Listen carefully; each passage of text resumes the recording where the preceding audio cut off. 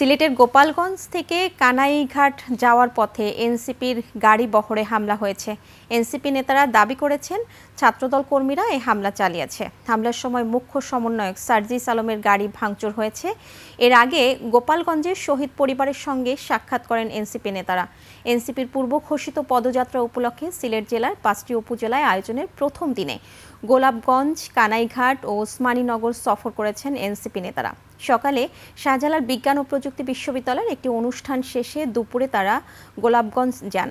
স্থানীয় ঢাকা দক্ষিণ এলাকায় কয়েকজন শহীদ পরিবারের সঙ্গে কথা বলে তারা যখন কানাইঘাট ফিরছিলেন তখন গোলাপগঞ্জ পৌর শহরে পেছন থেকে তাদের গাড়ি বহরে হামলা হয়।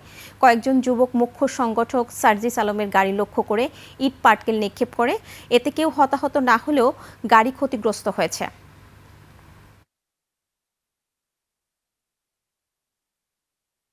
এখানে গাড়িগুলো ভাঙচুর করেছে, আমরা সেখানে রওনা দিচ্ছি।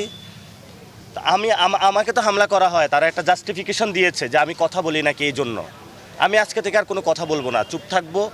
পুরো বাংলাদেশে দেখি ওনারা কতটুকু বাড়তে পারে, কতটুকু যাইতে পারে, আমরা সেই মাত্রাটা দেখব।